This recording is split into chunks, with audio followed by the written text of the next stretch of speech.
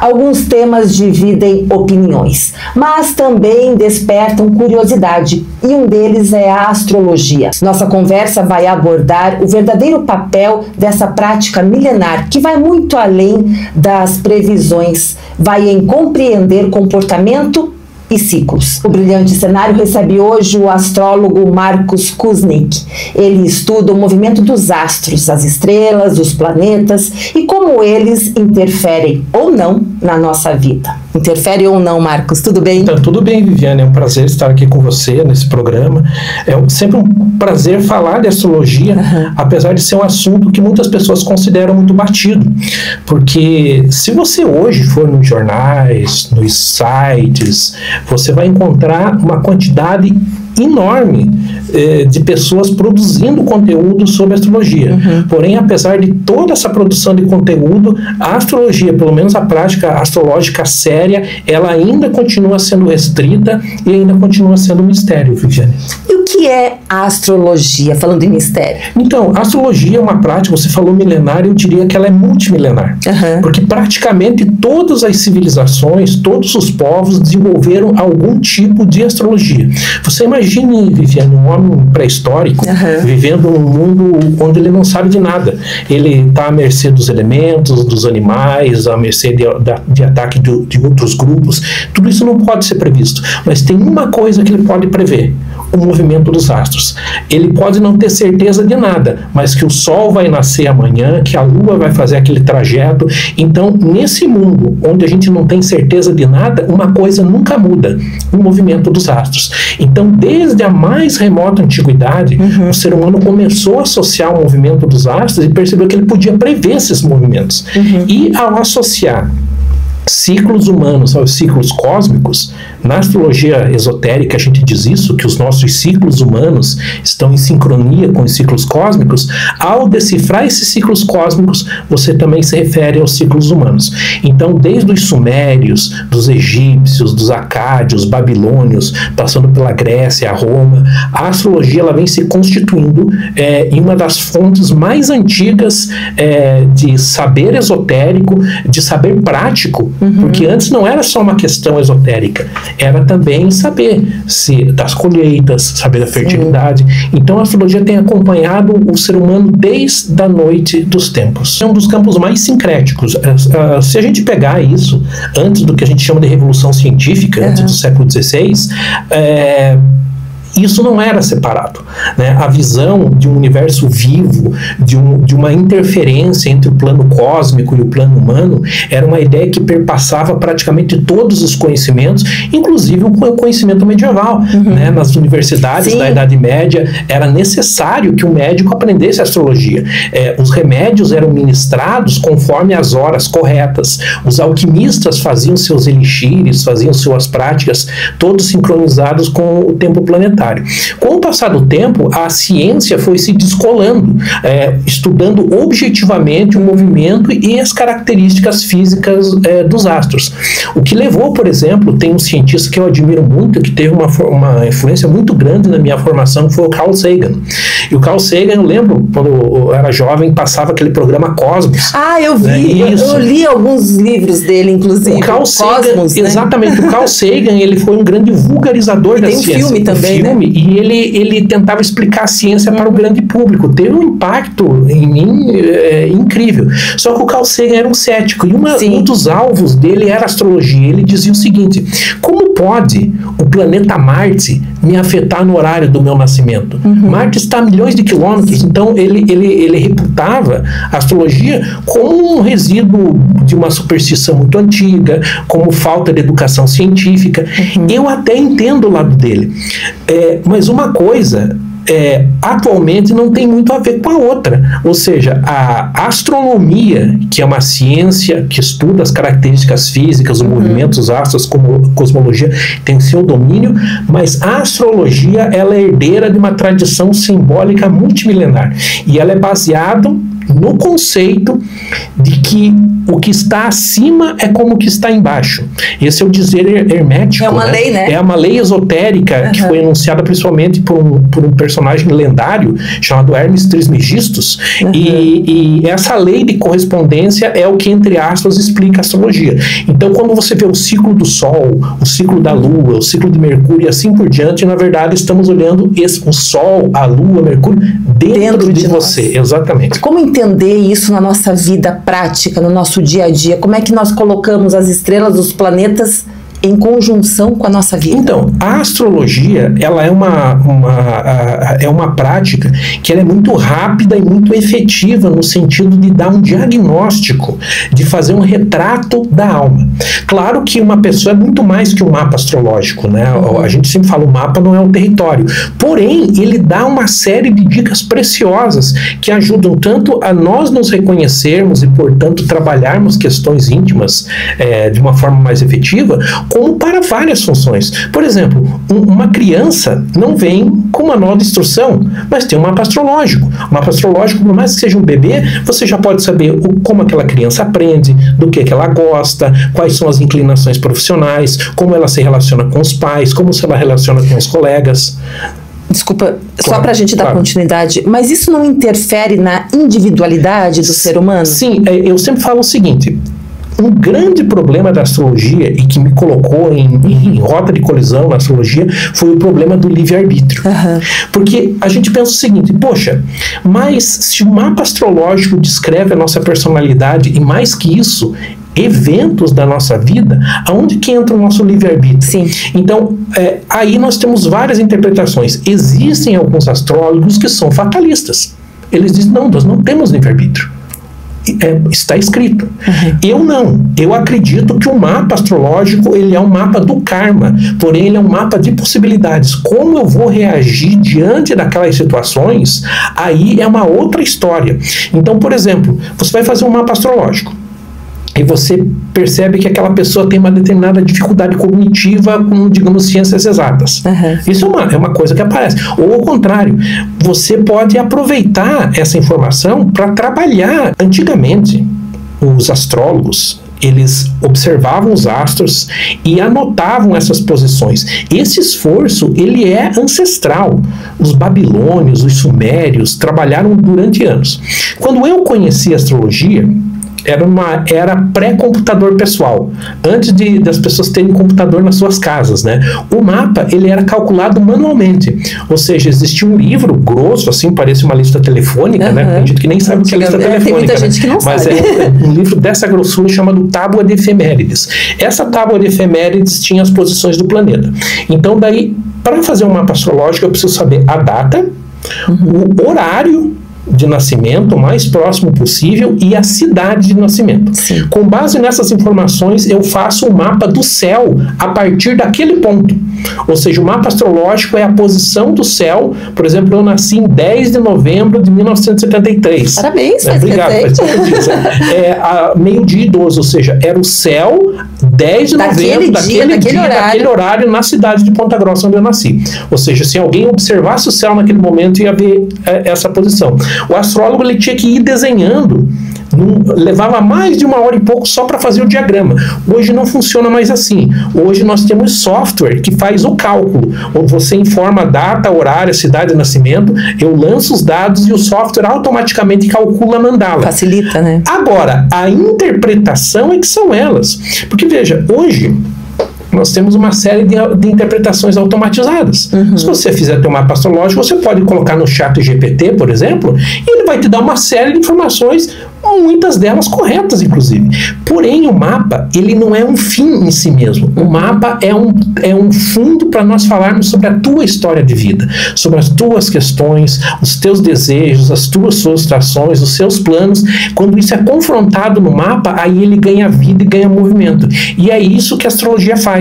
Ou seja, ela é um pano de fundo para debater os grandes temas da pessoa. Então, o mapa, ele vai trazer várias informações, começando por aquela que a maioria das pessoas sabem, que é o signo solar. Que é uma coisa muito, digamos assim, profanada, né? Desde os anos 30, Viviane, os jornais começaram a publicar hoje, se você que nasceu no signo de... Isso não dá certo. Não dá certo. Na verdade, isso, mesmo que fosse feito por um astrólogo, que na verdade não é, sim, né? Existia até uma piada que dizia que quem chegava atrasado no jornal ficava de castigo fazendo o horóscopo. Que tem até uma história que diz assim, a gente chama isso de viés cognitivo, que um professor numa universidade americana, ele pegou falou assim para os seus alunos: eu quero que vocês escrevam um texto, me entreguem esse texto, eu vou fazer uma análise heurística nesse texto e vou descrever a personalidade de vocês com grande precisão. Ele entregou, era um texto genérico. Você é uma pessoa legal, mas às vezes fica frustrada, coisas assim que na verdade dão certo para todo mundo. Acontece para sempre, todo mundo. E todo mundo deu assim 80% de acerto. E era o mesmo texto. Esses horóscopos de jornal, esses horóscopos assim, feitos de uma forma bastante popularesca, eles vão acertar porque falam coisas genéricas. Mas no mapa astrológico a gente vai analisar o signo natal, o signo lunar, o ascendente, as posições das casas astrológicas. Por exemplo, cada casa astrológica é uma área da tua vida. E a distribuição dos diversos planetas que descrevem funções da nossa alma vão começar a descrever aquela pessoa. Então, alguém pode... Por que eu faria um mapa astrológico? Eu sempre digo assim, para você reconhecer que está numa ilha, você tem que sair da ilha. E, às vezes, para ver a si mesmo, a gente tem que tomar uma certa distância para reconhecer aquele comportamento ou aquela potencialidade e poder transformá-lo. Então, essa é uma das principais funções do mapa astrológico. E a gente faz um mapa astrológico para a vida inteira? Assim, existem vários mapas que podem ser feitos. O primeiro mapa que a gente geralmente faz, a gente chama de mapa natal, que é o mapa do nascimento. Esse mapa, por mais que você volte nele milhares de vezes, você nunca esgota o assunto. Eu sou astrólogo há quase 2 décadas e até hoje eu fico olhando meu mapa. Então, quando você faz uma primeira consulta, por mais que você fique conversando ali 1 hora, 1 hora e pouco, 2 horas, você não vai esgotar o assunto. Então, há outros refinamentos, outras posições podem ser refletidas. Geralmente a minha prática é entregar um material para a pessoa para que ela possa estudar por conta, para ela poder entender um pouco mais disso. Mas nós temos, por exemplo, a Revolução Solar, que é o mapa do aniversário. Então, por exemplo, eu faço aniversário dia 10 de novembro. Então, o meu ano começa 10 de novembro e vai até perto de 10 de novembro do outro ano. Né? Tá, mas assim, tipo, eu faço aniversário de 4 em 4 anos. Então, o que acontece no teu caso? No teu caso, Viviane, é o seguinte. Então, a Viviane nasceu no ano bissexto, nasceu no dia 29 de fevereiro, uma pisciana, portanto. Mas o que conta são os graus. Ou seja, o dia não importa, porque o teu sol nasceu a X graus de peixes. Ou seja, quando que é o teu aniversário? Quando volta a X graus de peixe. Ou seja, a gente faz um cálculo através do mapa. Inclusive, o aniversário astrológico nem sempre ele coincide com o dia. Às vezes você pode completar esse ciclo um dia antes ou um dia depois, justamente por conta dos anos bissextos. Ou seja, o ano bissexto é muito diferenciado. Então, a gente, essa análise ela vai contemplar o ano. É um pouco diferente do mapa natal. O mapa natal ele é muito mais, ele vai falar de talentos, ele vai falar de necessidades, ele vai falar de fragilidades, ele vai falar enfim, ele vai dar um retrato da tua persona. E o mapa da Revolução Solar ele é mais acontecimental. Ele vai descrever quais são os assuntos com que você vai se defrontar naquele ano. Então, por exemplo, nós temos 12 casas astrológicas. Cada casa é um tema. Naquele ano, o teu Sol está na casa 8. Emergências. É um ano de emergências. Você vai passar por emergências. As situações vão te demandar urgência. Se for um mau aspecto, como a gente chama, talvez seja, por exemplo, eu tive há 2 anos atrás um sol tenso na casa 8, emergência médica, fui para 2 vezes no hospital. Ou, por exemplo, o sol está na casa 1. A casa 1 é uma casa da afirmação do eu. Naquele ano, eu decido. Naquele ano as coisas estão na minha mão, não dependo de mulher, não dependo de chefe, não dependo de... eu decido. Ou está na casa 7, a casa da parceria, de repente a pessoa está procurando por um parceiro, por uma parceira, um sócio, porque a casa 7 também fala de sócio, é o ano para isso, e sucessivamente. Um terceiro elemento também são os trânsitos astrológicos, onde cada planeta está passando. Então, por exemplo, existem alguns trânsitos que eles inauguram etapas da vida da pessoa. Um bem famoso é o trânsito de Saturno, por exemplo, o famoso retorno de Saturno. A cantora britânica Adele, ela chegou a tatuar Saturno no braço dela, porque o retorno de Saturno, que acontece em torno de 29 anos e meio, para ela foi tão intenso que ela mudou fisicamente. Né? Ela mudou bastante fisicamente. Ela passou por um período ali de ostracismo ali, eu sei porque eu fiz o mapa dela no vídeo do meu canal, e ela chegou a ela percebeu esse evento. Para algumas pessoas depende de como está colocado. Nós temos o retorno de Júpiter, que acontece a cada 12 anos, nós temos uma oposição de Urano, que acontece aos 42 anos, enfim, existe uma série de janelas em que a gente pode analisar, e a área da vida impactada vai depender justamente da análise do mapa. Então, existe uma área chamada de prognóstico, a famosa previsão astrológica, e uma outra mais voltada para o reconhecimento dos talentos e das fragilidades e das potencialidades da pessoa. Então, é muito amplo, e algumas pessoas, elas acabam conjugando a astrologia com alguma outra prática. Às vezes a pessoa é um terapeuta, não é o meu caso, eu me concentro na astrologia, mas existem terapeutas que usam a astrologia para conhecer melhor o seu paciente, né? Embora muitas pessoas não gostem de dizer, mas existe muita astrologia empresarial, existe muita sistema, hoje existem softwares astrológicos especializados desenvolvidos para acompanhar investimentos em bolsa de valores, para acompanhar a variação de criptomoeda e uma série de coisas que as pessoas nem imaginam. Não imaginamos mesmo. Então, assim, é uma arte, eu não diria que é uma ciência, porque a minha área de estudo, enquanto professor de história, é história da ciência. Você foi Sim, eu agora não estou lecionando, mas eu sou formado em história, eu tenho mestrado na área de educação. E a minha área de interesse é a história da ciência. Ou seja, o que diferencia um conhecimento não científico do conhecimento científico. Então, por exemplo, essa coisa de tentar provar que a astrologia funciona cientificamente, para mim, ele é um falso problema, porque a astrologia ela é mais uma arte do que uma ciência falando. As pessoas que me procuram para fazer mapa astrológico, geralmente, às vezes, no momento de transição de carreira, para entender aquele ciclo, para tentar identificar talentos. Então, são as mais variadas situações que as pessoas acabam buscando. Agora, não é um processo divinatório, é uma contextualização dentro do mapa astrológico. E as pessoas gostam desse tema?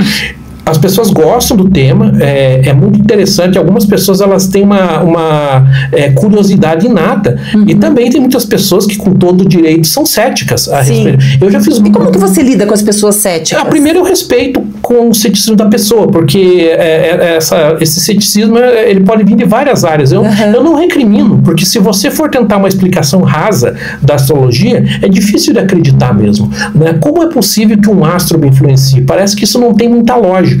Claro que se você for puxar para toda a história, todo o contexto, ele tem uma mecânica, uma lógica por trás disso. A partir de que momento eu começo a fazer parte desse mapa astrológico? Então, é quando a criança nasce, ou e se ela antecipa o nascimento? Como é que funciona essa parte do nascimento em si? O mapa astrológico ele é feito no momento em que a criança nasce. Não interessa se foi cesariana, se foi antecipado, se foi parto normal. No momento que cortou o cordão umbilical e a criança tem um corpo que é dela, está separado da mamãe, ela. Agora eu tenho um mapa astrológico. Então, nesse momento, é feito um mapa e você já tem uma ideia exatamente de com quem você está falando. É muito interessante. Então, você vai, à medida que a criança vai se desenvolvendo, você vai podendo aproveitar aquelas informações para potencializar. A terceira casa astrológica, ela descreve os primeiros anos de escolarização. A primeira casa descreve o corpo da pessoa, a segunda casa, os recursos dessa pessoa. No mapa de adultos, a segunda casa está muito ligada com questões financeiras. A terceira casa, ela vai descrever coleguinhas, relacionamentos próximos, vizinhos, amigos, e principalmente os primeiros anos de escolarização e o funcionamento da mente racional. Então você imagine, por exemplo, uma criança nasce e você vê que tem Júpiter na casa 3. Júpiter expande, é uma criança que tem uma atividade mental muito boa para grandes projetos intelectuais. É aquela pessoa que geralmente tem fôlego para estudar concursos públicos, para fazer provas de longa duração, ou, por exemplo, se você pega um Netuno.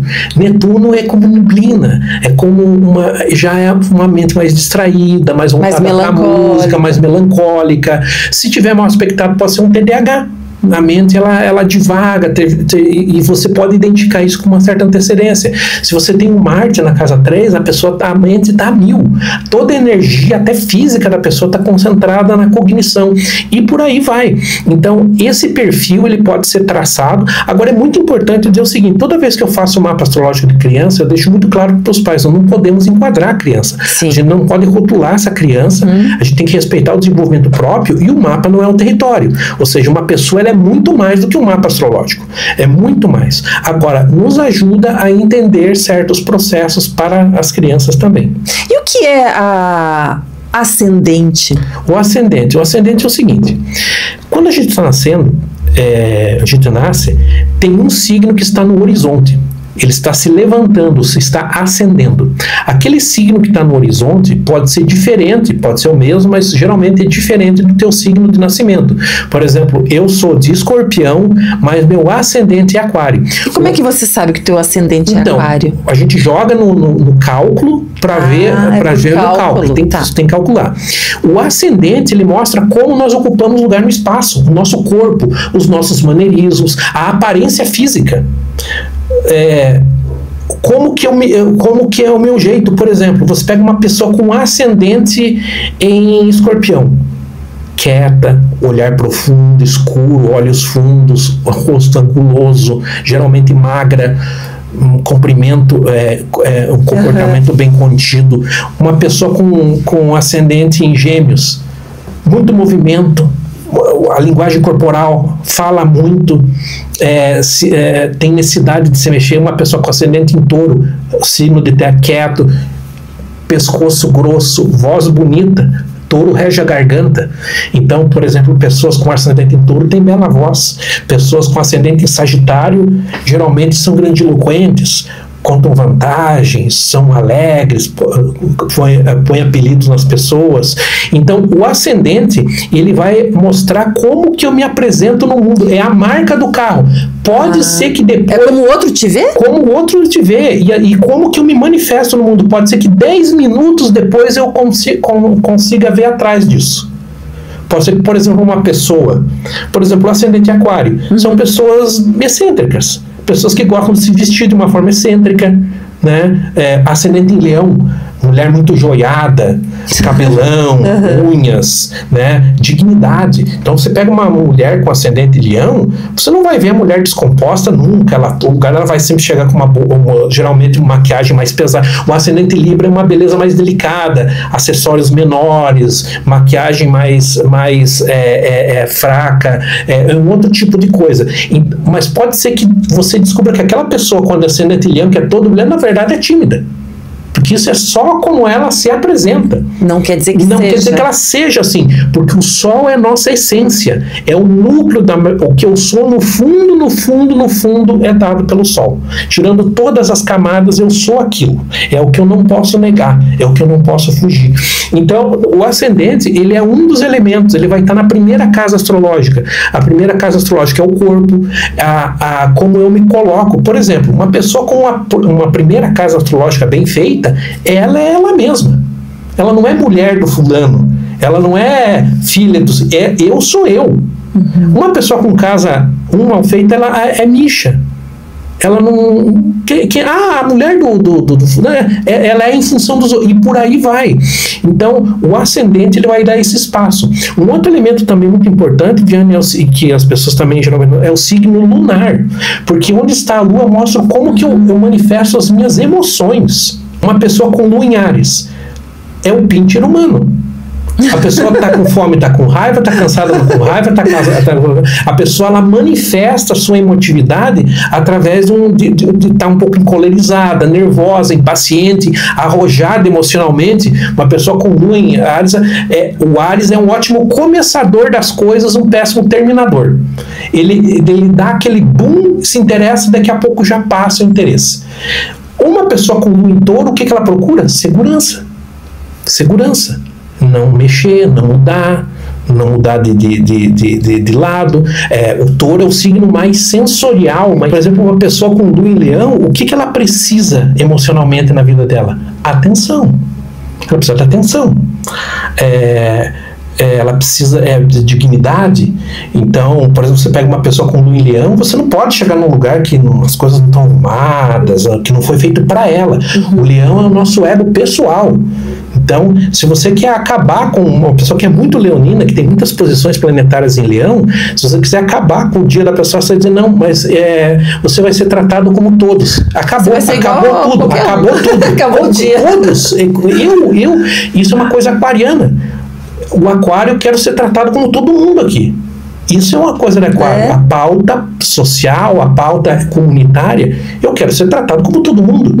Então, por aí, quando a gente fala em signos e a gente vai olhar no mapa astrológico, a gente dá uma espécie de uma pontuação. Então, tem uma pessoa, por exemplo, que às vezes ela é de peixes, mas muitas vezes não é só o Sol que está em peixes. Tem mais planetas, isso vai carregando. Por isso que algumas pessoas dizem, nossa, mas meu signo não tem nada a ver. Então, exatamente. Mas isso, como que faz essa conjunção? Então, quando nós calculamos o mapa astrológico, gera uma mandala, um diagrama, e a gente vê como está a distribuição dos planetas. Conforme eles estão distribuídos, a gente vai vendo, porque nós temos os 12 signos. Mesmo que eu seja, sei lá, escorpiano, em alguma área da minha vida eu vou agir de forma ariana. Ali dentro. Exatamente, estão ali. Só que muitas vezes existe uma ênfase em determinados signos. Sim. Como existe uma ênfase nos elementos: terra, ar, fogo e água. Então, por exemplo, uma pessoa que tem muita terra no mapa, ela pode ter problemas de pedra no rim, problemas de articulação, problemas, dificuldade em tomar decisões, porque o terra muito fixo. Uma pessoa com muito ar no mapa, ar é a mente, ou seja, problemas no sistema nervoso, nervosismo, às vezes a pessoa fala demais, muito fogo, febres, infecções, e cada signo, ele também rege uma parte do nosso corpo. Por exemplo, você pega uma pessoa com ascendente em Áries, geralmente ela tem uma cicatriz na cabeça, porque é o corpo dela, Áries rege a cabeça, ela já entrou no mundo abrindo as coisas na cabeçada. Então, dependendo do planeta e do signo, você também consegue entender quais as partes do corpo da pessoa tem determinado tipo de fragilidade. Então, todas essas informações, elas estão no mapa astrológico. Claro que numa análise, muitas vezes você não esgota o tema. Sim. Por isso que muitas vezes você acaba retornando e aprofundando os temas da análise também. Mas já que a gente está falando em signo, existe algum signo pior, melhor, mais desenvolvido, com alguma característica mais forte? E cada signo, ele tem sua luz e sua sombra. Sim. Ele tem seu lado luminoso e seu lado sombrio. Para analisar os signos, a gente fazer um trajeto bem rápido, eu sempre analiso os signos com seu oposto. Então, por exemplo, Áries. Áries é o signo da entrada da primavera lá no hemisfério norte, lá onde esse sistema foi feito. É o fim do inverno e você tem que ter toda aquela energia para começar a brotar. Então é o signo dos começos, é o signo do arrojo, é o signo da força, da coragem. Mas às vezes essa força, a coragem se traduz em tomar decisões apressadas, em raiva. Então o signo contrário é Libra. Libra, ele é a ponderação, é o equilíbrio, é a balança. É a balança. Só que qual que é o problema do Libra? Pensar demais. Já fez isso? Não, tô vendo lá, tô vendo aqui, tem que pintar primeiro. Então nunca tá pronto. Porque sempre, não, eu vou começar a filmar, mas eu tenho que ter o melhor estúdio do mundo, então eu nunca vou começar. Então o Áries tem que aprender equilíbrio com Libra. E o Libra tem que aprender a ter mais arrojo com Áries.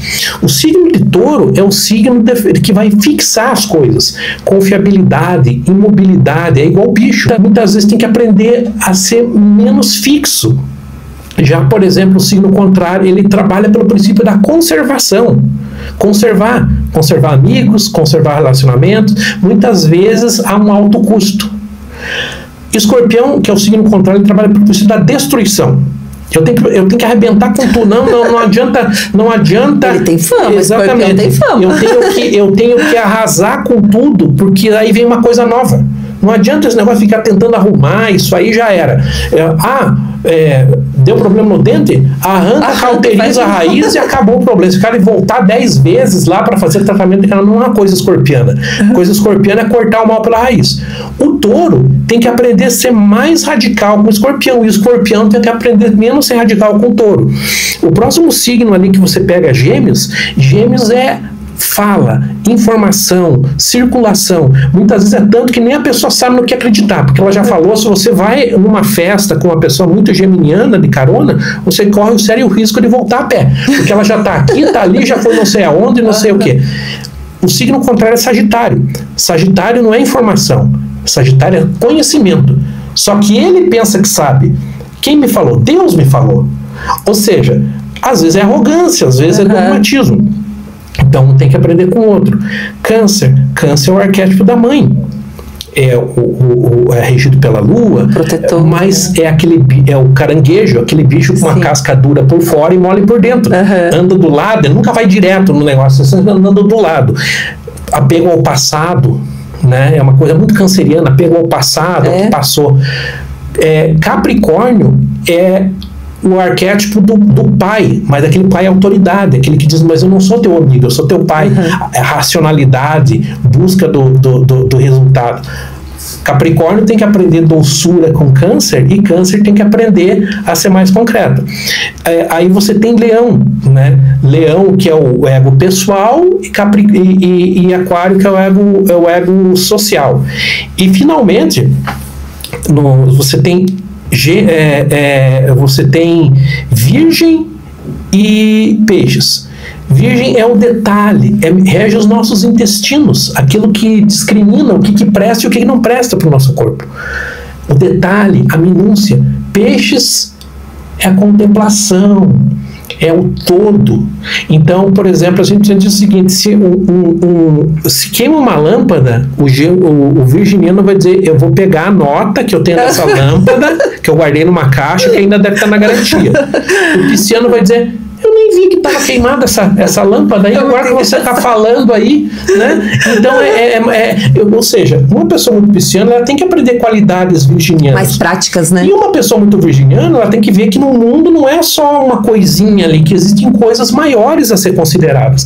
Então, nenhum signo ele é ruim, mas todos têm a sua sombra. E é nisso que a gente vai trabalhar no mapa, ver as ênfases e as carências em determinadas partes do mapa astrológico. E essa simbologia veio da onde? Então, essa astrologia que existem outras astrologias, tem a astrologia védica, a astrologia chinesa, a astrologia maia, tem N astrologia. Eu trabalho com a chamada astrologia moderna.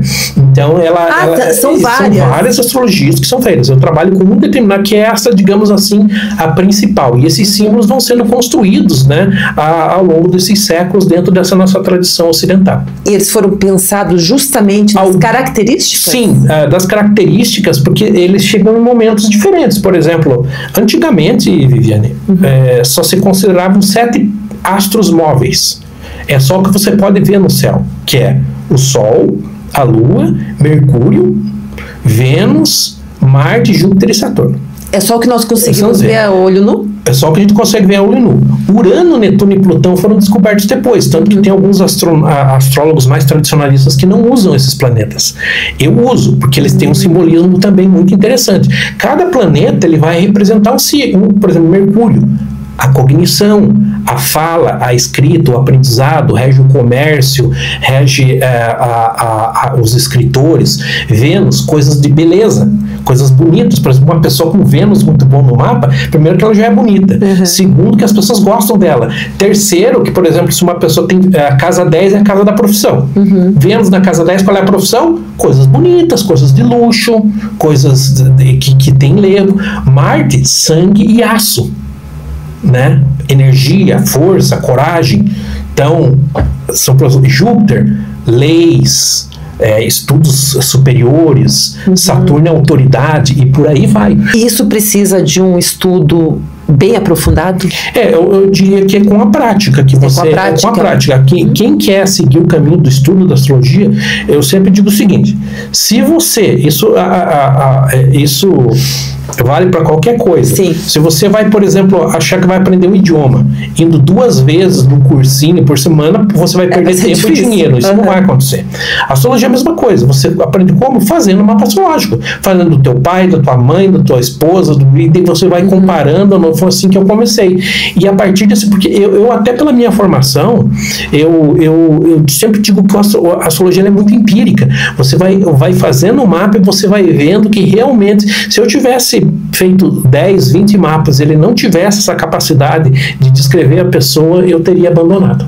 E não é o que acontece. O mapa, ele realmente tem uma capacidade muito grande de descrever aquela pessoa. Não só a pessoa, como também os seus ciclos. E pelos seus estudos e experiências, já que a gente falou em signo, existe um maior número de pessoas de determinado signo? Eu não tenho esse dado, sabe, Viviane? Deve acontecer, mas é que muitas vezes o mapa ele vai espalhando. Ele vai espalhando, né? Exatamente, não é só aquilo. Tem várias situações que a gente não tem assim, uma explicação. Por exemplo, mapa de Gêmeos. Como é que é o mapa de Gêmeos? O mapa de Gêmeos é o seguinte, o horário de nascimento é o mesmo. Não é o mesmo. Não é o mesmo, mas é de 2 minutos. 2 minutos, 5 minutos, não conta. Muito improvável. Existem algumas teorias, por exemplo, que os mapas são espelhados, tem uma teoria chamada teoria do globo uterino. Tem coisas que a gente não tem resposta realmente na astrologia, porque veja, a astrologia ela é algo que está em desenvolvimento. Hoje muitas pessoas têm conseguido se dedicar mais à astrologia, porque antigamente, para calcular um mapa astrológico, você tinha que ter um conhecimento só para desenhar o mapa. Hoje você consegue, em vários sites, aí, fazer um mapa. Claro que é mais difícil de interpretar, mas pelo menos encurtou um pouco esse caminho. Eu dou curso de astrologia, então quando eu vou dar o curso de astrologia básica, eu ensino a calcular um mapa usando um software, que é bem mais rápido. Ali em 2, 3 aulas, você ensina a pessoa a usar o software. Depois a gente se dedica a todo o simbolismo, que é o que interessa. Se isso fosse anos atrás, a gente teria que ter meses de aula só para desenhar o mapa. A astrologia muda quando o mundo muda ou ela é fixa? O mundo vai mudando, o entendimento das coisas. Por exemplo, até a Idade Média, a astrologia era extremamente fatalista. Extremamente fatalista. Você nasceu daquela forma, não tinha para onde ir. E isso foi uma das formas que a astrologia caiu em descrédito em determinado momento. Por exemplo, a astrologia era praticada nas universidades medievais, muitos até com patrocínio da própria igreja. Né? Porque a igreja é contra, né? Agora sim, por quê?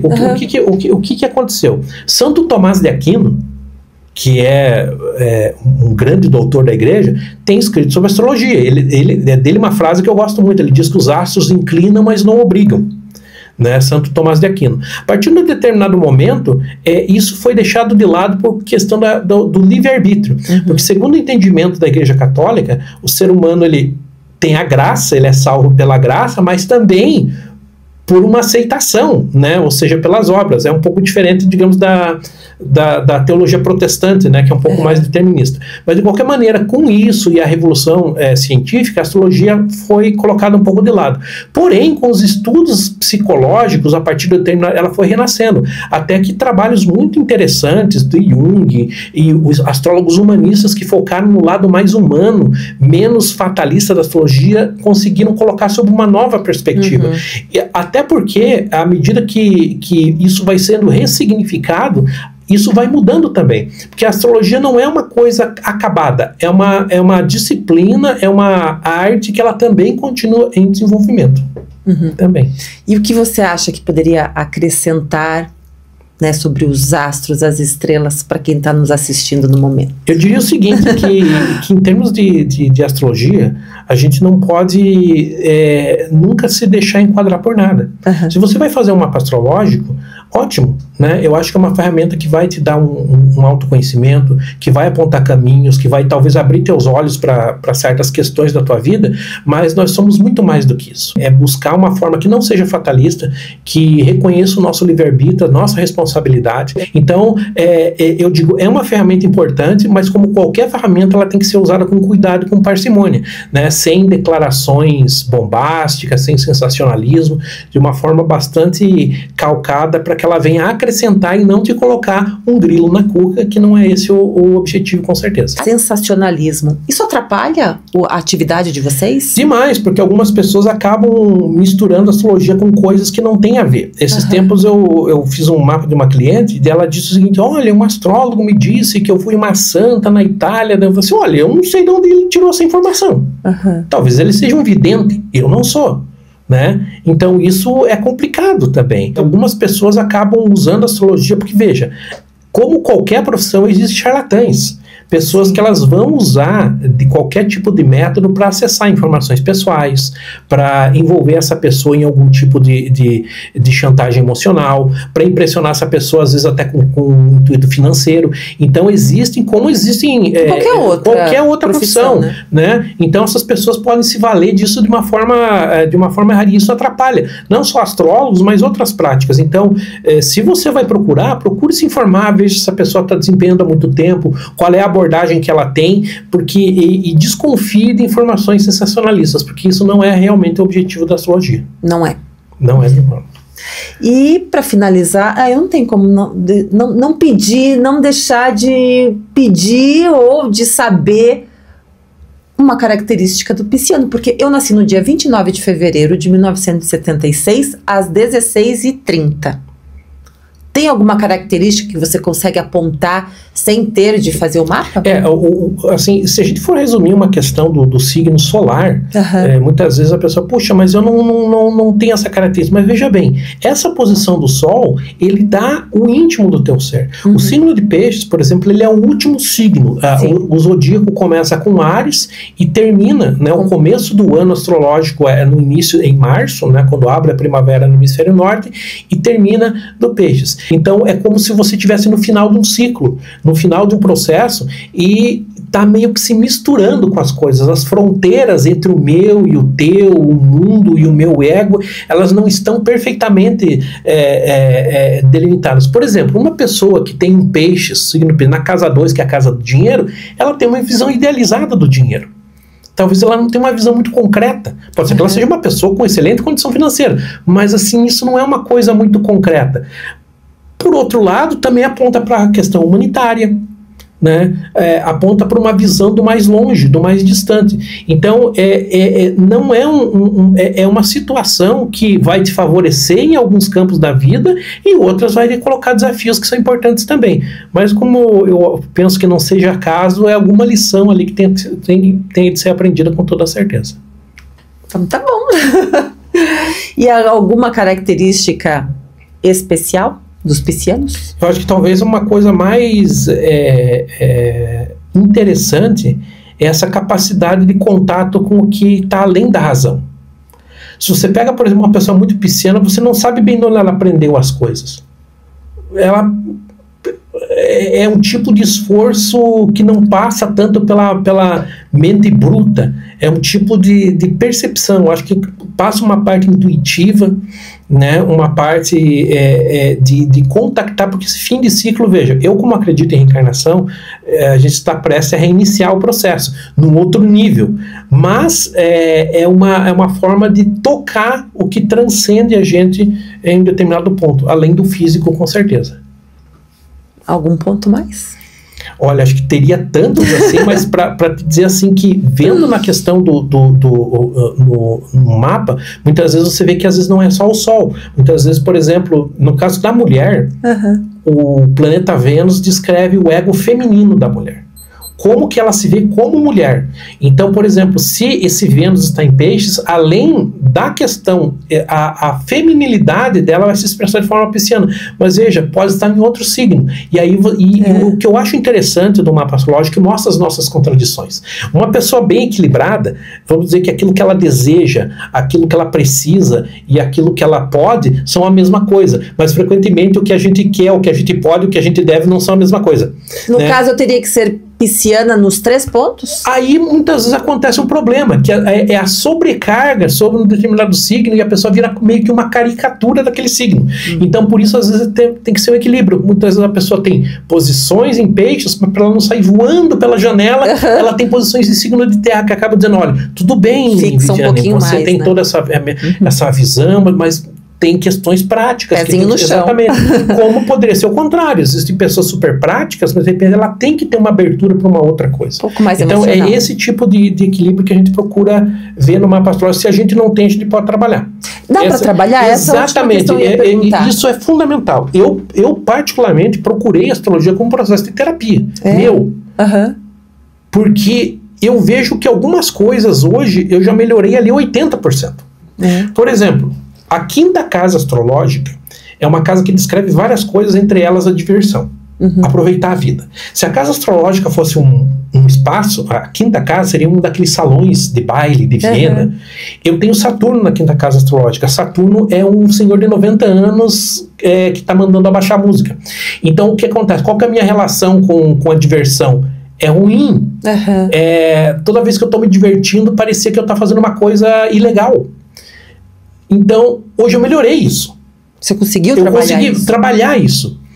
Ao contrário, muitas vezes você pega, por exemplo, Netuno. Netuno são fugas. Uma pessoa com Netuno na casa 5, ela vai procurar diversão com o quê? Fugas netunianas. Álcool, drogas, ou festas exageradas, coisa e tal.